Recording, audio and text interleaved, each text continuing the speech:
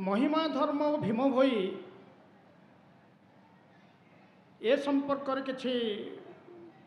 वक्तव्य रखापी मत निर्देश दि जाइए अनुष्ठान तरफ तेणु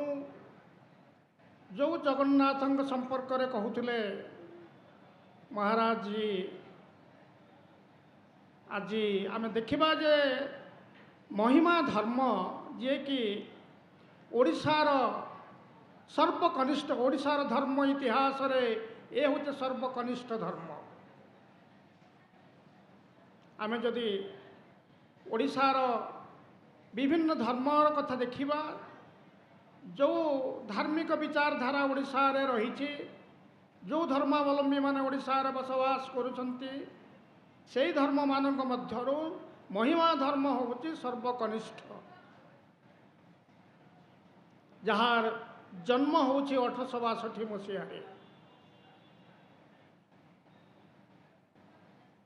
एवं ये जो महिमा धर्म ये कौन सी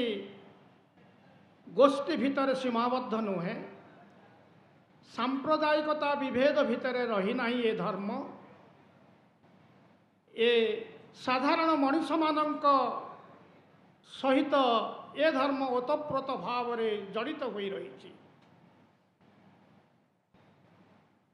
तेणु आमे जो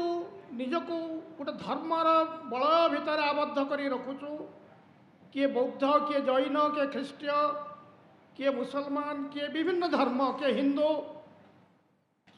संभवतः महिमा धर्म कौन से धर्मर सीमा रेखा भितर आबद्ध नुहे ये मानव धर्म ये मनुष्यर कथा कहे मनुष्य एवं महिमा ये दुईटी विचारधारा होउछि महिमा भक्तंकर आंतरिक अवबोध। तो सही दृष्टिकोण आम देखा जे जोठी आम महिमा भक्तर कथा कहू बा महिमा धर्मर कथा कहू सेठी आम देखू जे विशाल आकाश एवं तले धरित्री एवं मझिरे अच्छी महिमा सन्यासी पृथ्वी मुक्त पृथ्वी व्यक्त विशाल आकाश व्याप्त आकाश अव्यक्त एवं मझिरे रही महिमा सन्यासी से चलमान से गतिमान तार गति अबारित। तेणु आम से महिमा सन्यासी कथा कहूँ जो महिमा सन्यासी कौन सी देवदेवी आराधना करे नहीं उपचार करे नहीं पूजा करे नहीं महिमा भक्त मूर्ति पूजा को विश्वास करे नहीं प्रतिमा पूजार विरोधी कहीं ना महिमा जहाँ को आराधना करे से होचंती शून्य अणाकार तेणु शून्य ब्रह्म आम शून्य ब्रह्मन कथा जिते बड़े कहूँ तांकर कौन से रूप नहीं रूप रेख नहीं है शून्य देही अच्छी उदय हुई भीम हुई भजन माला कहते कथा। तेणु रूप नथिवा कौन सी निर्दिष्ट आकार नथिवा अणाकार से होचंती नित्य लोकर निवासी अनाकार परम ब्रह्म महाशून्य। तेणु शून्य को उपासना करे महिमा भक्त मनरे कौन सी आबिलता नहीं मनर से कौन सी अहंकार नहीं से निर्विकार निर्विकल्प से पूजा करे नहीं आराधना करे उपासना करे प्रार्थना करे वंदना करे। तेणु जो महिमा धर्म रे कहा जाए गाँ को रातिए घर को मुठिए महिमा भक्त गोटे गाँव रे गोटे रात्रि जापन करे गोटे घर रे से गोटे मुठा भिक्षा करे। ये भिक्षा कौन सी तंडुल नुहे चाउल नुहे टंका पदार्थ नुहे ये भिक्षा अन्न भिक्षा भिक्षा कहले भोजन महिमा धर्म रे जाति अजाति नहीं, जाति खोजिले मुक्ति कहीं, मुक्ति खोजिले जाति कहीं। तेणु जो जातिर प्रश्न नहीं, विभेदता नहीं, जाति जाति भितर पाचेरी नहीं, से कथा कहे महिमा धर्म। तेणु एभली एक धर्म जो धर्म रे ब्रह्मर उपलब्धि केवल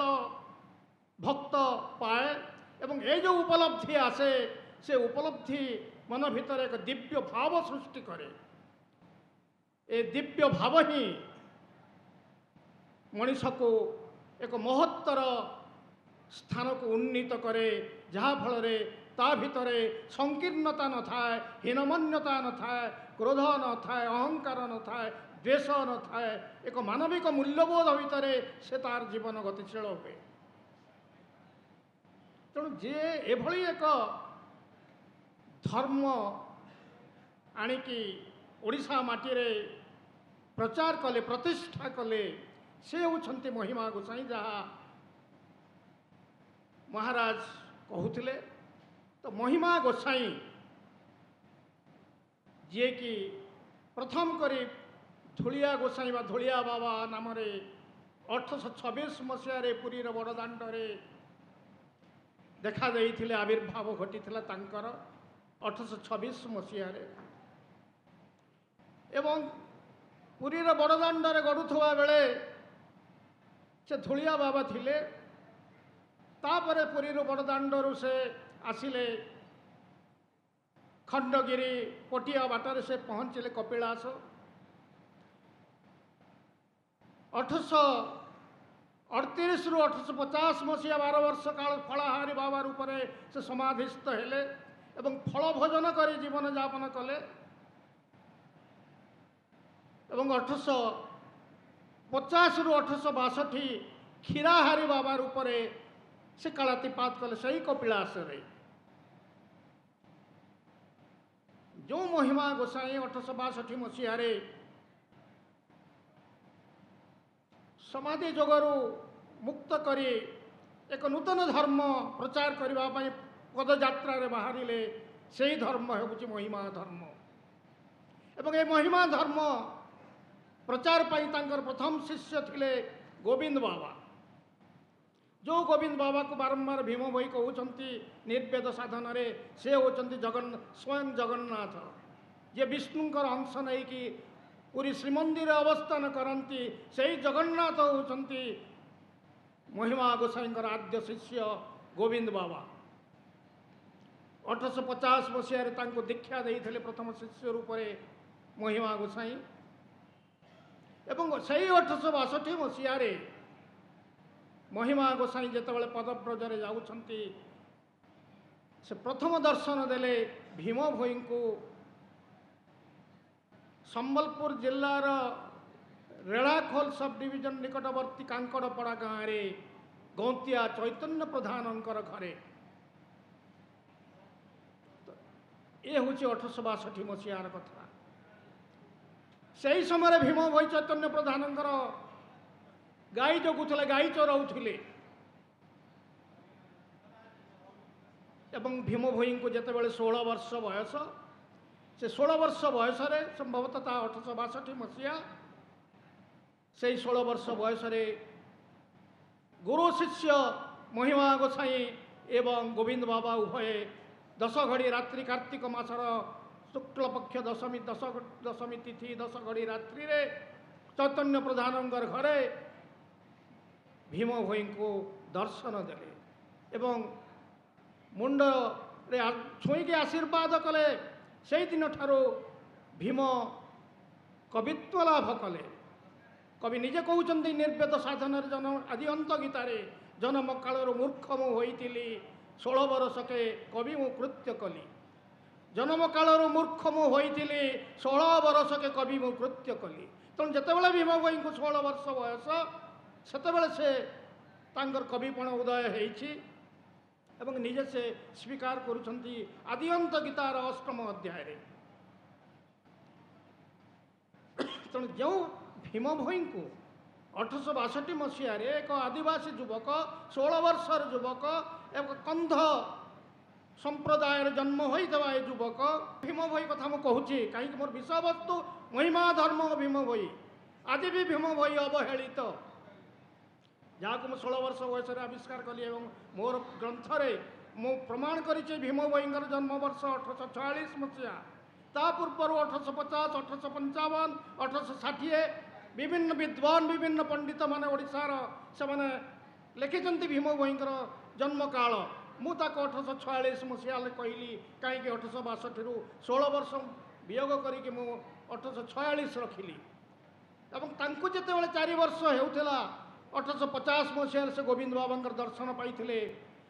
4 वर्ष संपूर्ण समय होता ज्येष्ठ मास निर्वेद कर्म जोगीपुत्र गोटे भ्रमुले ग्राम देश कषा कौपिन चढ़ईटी पुणी दिशुले अप्रच्छन्न चतुर्वेणी भुजे देखी अच्छी थिला मु शंख चक्र चिन्ह तो ये शंख चक्र चिन्ह धारी से होती गोविंद दास जहाँ को 4 वर्ष भीम भई को होता 4 वर्ष बयस 1850 मसीह से देखा पाई भीम भई आज से भीम भई जी कि ओडिशार अस्मिता कथा आसिले भीम भईर नाम चर्चा होची आज से कंध कवि भीम भई जी कि शताब्दी शताब्दी धरी अवहेलित शताब्दी शताब्दी धरी ओडिया कवि मानकर लेखनी रे जार नाम तिले सुद्धा उच्चारण हो नथिला ना फकीर मोहन ना गंगाधर ना राधानाथ ना मधुसूदन से ही समय कवि माने कई गोटे शब्द भी भीम भई नाम के उल्लेख कर नथिले अजस्र शोक गीति से समय रचना है भीम भई मृत्यु 1855 मसीह 95 मसीह किंतु कहीं भी जड़े पदेटीए शोक गीति लिखिले ना जदिओ 40 किलोमीटर दूर में गंगाधर रोते बरपाली ग्राम खलियापाली किंतु भीम भई सबुदिन लुचि रहिले आज जाओ एमती पृष्ठपोषक आज आसी ओडिशार बारपुत्र तांकर पृष्ठपोषकतार महिमा धर्म आज ओडिशा रे परिप्रकाश घटी महिमा सन्यासी माने मुहरे हस फिटुची आउ महिमा धर्म क्रमशः दिनक दिनक दिनक आगक बढ़ी चली महिमा टुंगी मानक महिमा धर्मर प्रचार चली भजन जनाण गान चली तेणु जो भीम भई आज भी बहु चर्चा भितर अच्छा जन्म से चक्षुहीन ना चक्षुष्मान ना तांकर पितामाता किए से स्त्रैण बहुपत्नी को केते कथा कहुची आज भी यही मंच दिल्ली री मंच दृढ़ भाव में उद्घोषणा करुच्ची जे भीम भई स्त्रैण नथिले जड़े महिमा सन्यासी के स्त्रैण हो न पारे ये हूँ महिमा धर्मर सार निर्यास से नारी को मातृतुल्य ज्ञान करे माता संबोधन करे से पत्नी को भी पत्नी जी जार थाए से महिमा सन्यास नुहे कारण महिमा सन्यास भेदरे बैरागी दास त्यागी अवधूत एवं ब्रह्मावधूत जे ब्रह्मावधूत से पदव्रजरे जाए कौन से जानवाहन जीवा आसवा करे ना कौन से घरे रहे ना तो यही एक धर्म जटिल धर्म जे भीतर गोटे मानविकतार मूल्यबोध रही मनीष पणिया रही जाति भेद ना उच्च नीच भेदभाव ना ता निकटरे उपचारता कौन सी महान अवबोध जो अवबोध भितर अहंकार रही महिमा धर्म ना आम देखु आज से भीम भई को जे स्त्रैण नथिले आपण मानक पाखे मु बारंबार सूचित करी समस्त बहु साहित्यिक मो पूर्वर शह शह व्यक्ति कहते जे भीम भईकर अन्नपूर्णा सुमेधा रोहिणी सुवर्ण सरस्वती 5टी पत्नी थिले क्षमा करेंगे भीम भई कौन सी नारी संग लाभ करी नथिले प्रमाण करेंगे मु प्रमाण भी करी मो जो बही पत्र मान लिखी आपण मैंने पढ़वार सुजोग पाइले ताकू निश्चय अनुध्यान करेंगे पढ़े भीम भई स्त्रैण नथिले आ गोटे बड़ आरोप 1881 मसीह भीम भई जगन्नाथ को पोड़ी देवाई श्रीक्षेत्र जाइए ए जुक्ति को भी दृढ़ भाव में खंडन करी जीव भीम भई थे जगन्नाथ परम भक्त से केवे जगन्नाथ द्रोही नथिले से भजनमाला से लिखिं से स्तुति चिंतामणि जगन्नाथ 10 अवतार कथा वर्णना करिसेंती से जगन्नाथ द्रोही नथिले केते कदर्थ भाव में आम भीम भई को चर्चा करूँ महिमा धर्म को कलुषित करूँ तेणु से कौन सी पत्नी नथिले पुओ झील दुईटी थिले कपिलेश्वर लावण्यवती दुईटी पुओ झील पाइले कौटू ये विभूति दत्त आपने ब्रह्म निरूपण गीता पढ़ंतु जे शुष्क तरु पल्लवित हो जाए बांझ स्त्री पुत्रवती हो जाए ये महिमांकर वचन भागसिद्ध कथा सत्य सद्गुरु जदि मो प्रभु राति पाहिले तू मरी पड़ी थी संसार प्रधान मरीगला कहीं कदली चोरी कला बलासिंह आश्रम रू गोविंद बाबा कदली कांदिए चोरी कर नहीं गला सालंदी नदी कूल जाइए गाधौची लोके कहले संसार प्रधान कदली चोरी नहीं गला ये जाइए पचारे कदली मोर चोरी करूँ से उत्तर देला ना मु कदली चोरी करी नहीं सत्य जदि सद्गुरु रही प्रभु राति पाहिला मात्र के मरी पड़ी सका हला बेलू संसार प्रधान मरी जाइए ये महिमा वाक्सिद्ध से जहाँ कही दियंते ता फली जाए मते एठी ब्रेक करुछन्ते कहीं ये असरंती कथा आउ मोर वक्तव्य ये सांग करुचे मते सुजोग देइथिबारु मो अनुष्ठान समस्त कर्मकर्ता को मो साधुवाद जनाऊँ कृतज्ञता जनाऊँ एवं पृष्ठ देश जो महान शक्ति जी अग्रगामी जननायक जी एमाटीर गौरव गर्व मु भी कृतज्ञता निकट कृतज्ञता जन